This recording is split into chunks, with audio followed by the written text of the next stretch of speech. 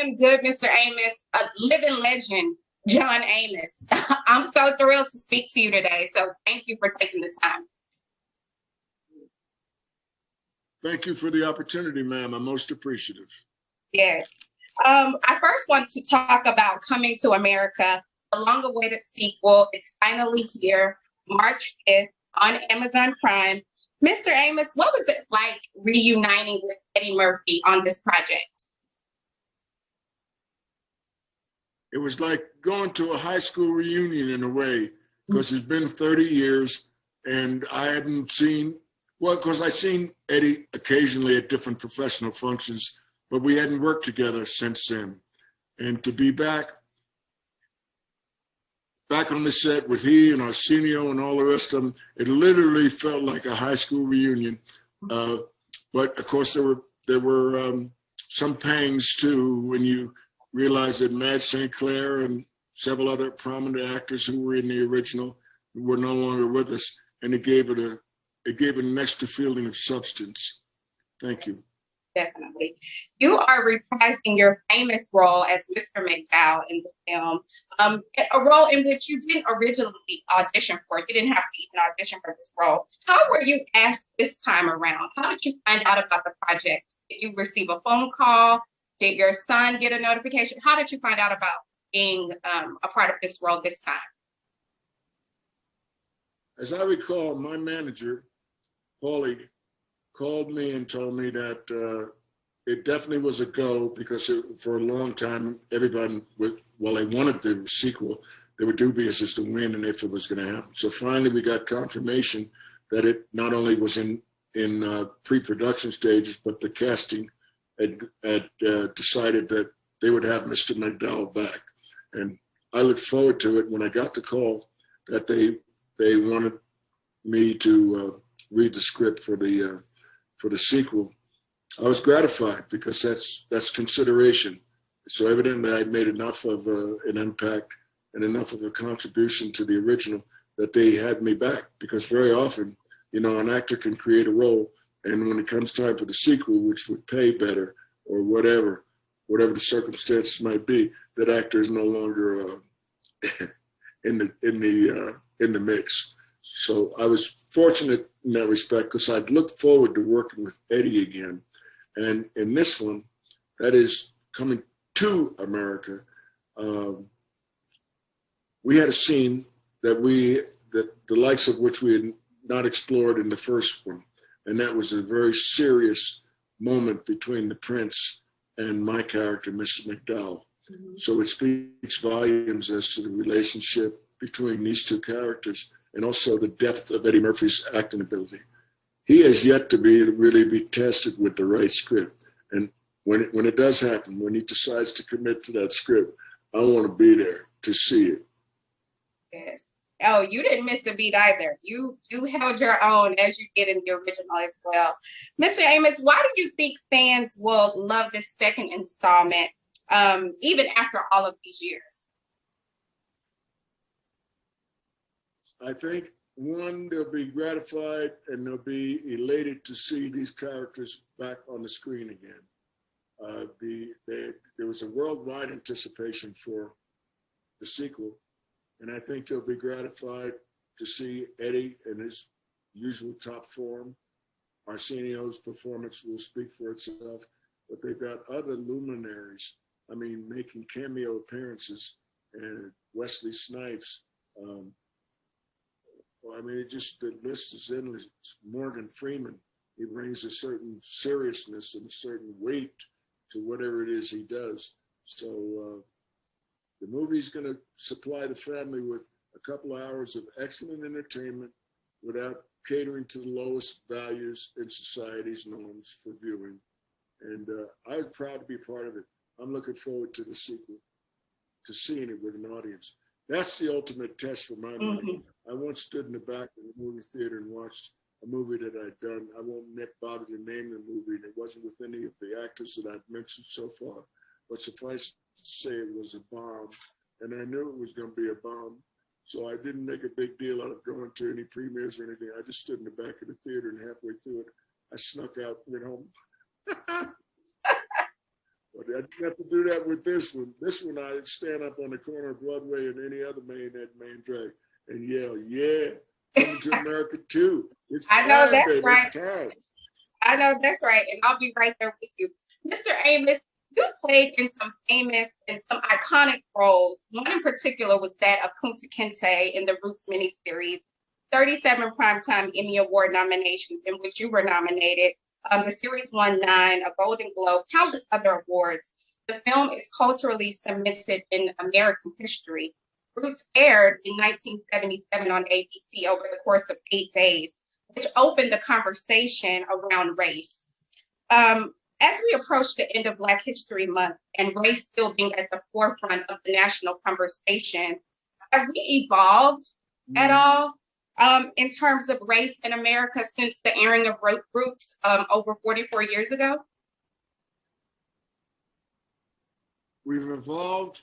Now, this is just my opinion. I don't profess to have any credentials that would qualify this as factual. Mm-hmm. But in my opinion, we've evolved, and we've evolved from a technical standpoint. That is, if when that child gets shot in Chicago now, unjustifiably, or any other part of a nation, we know about it that day.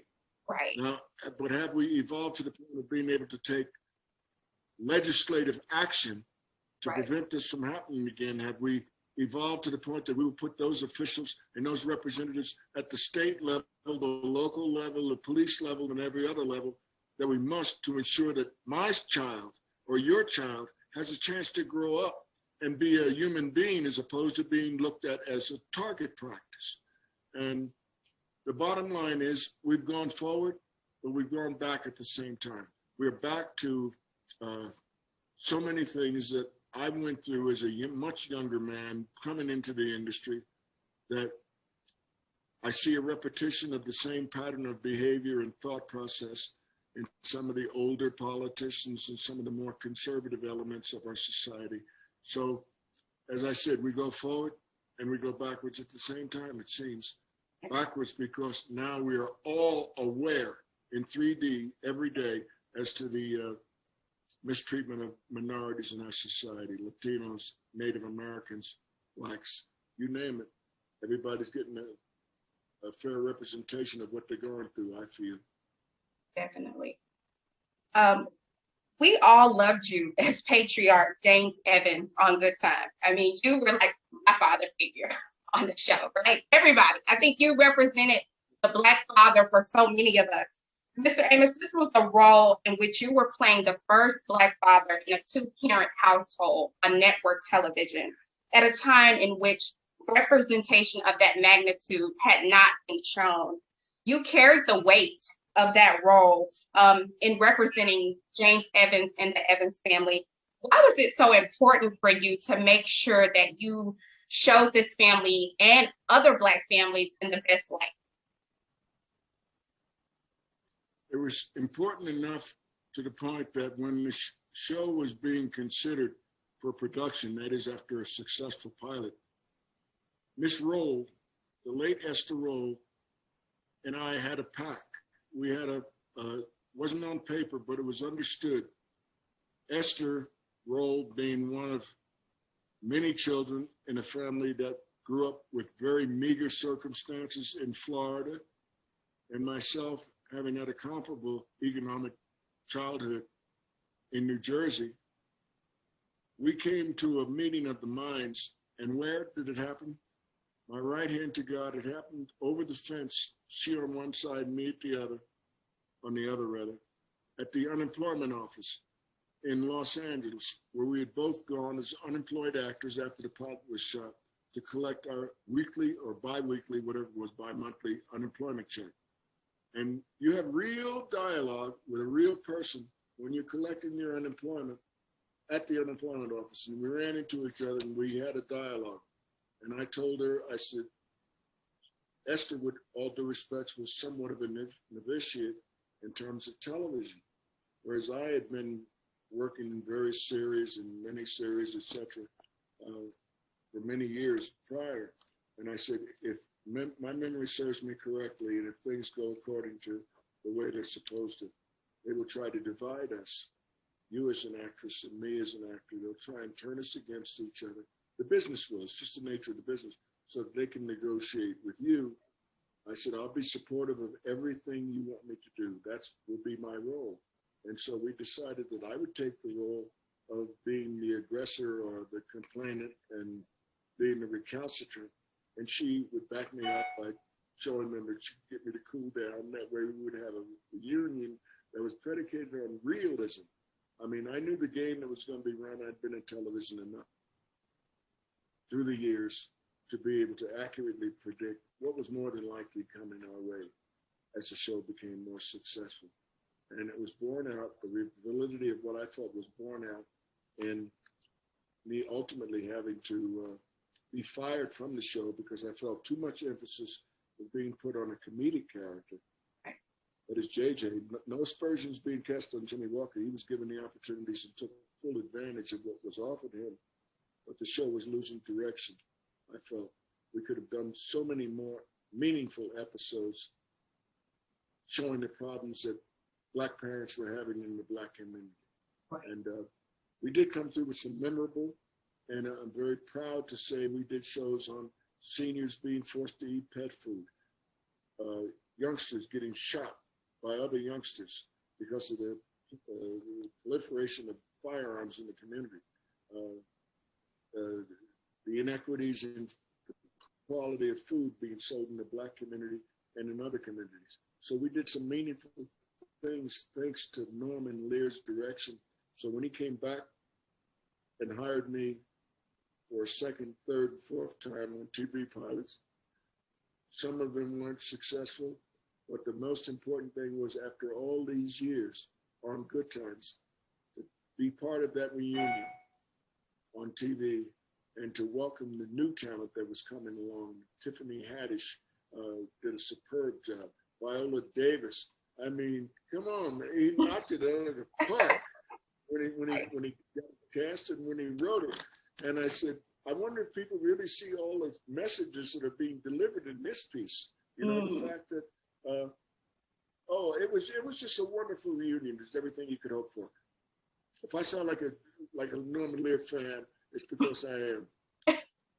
And we are fans of you, Miss Amos. Before I let you go, you just turned 81 in December. You're reprising your role in this comedy classic that we've all been waiting for, Coming to America. You've had the great honor of working in this industry for so many years. What's been the single most important lesson that you've taken in all of this? Is not to take yourself too seriously because nobody else will, and there's no reason they should. I'm an actor, and I'm blessed to be able to invest my life in a career that has paid me handsome dividends. My son is an extremely competent filmmaker. In fact, he absorbed the career by osmosis just by being with me as a youngster. And the beautiful thing is he technically has far superseded any knowledge I've acquired in the course of my career in terms of the current state of the art technically. You name those terms and he can tell you what they mean. Me, you might as well be speaking Hindu-ese or something else. So the bottom line is I've enjoyed myself. In fact, I'm about to make another transition, if you would, in terms of my career. I'll be exec producing some very interesting projects, and I'm excited to be developing. Along with my son here is a technical maven, that is my producing partner. There's no question that he is a graduate of Cal Arts in Valencia, can attest to he's prepared, he's been ready. And that's what I tell young people today that want to get into the film industry.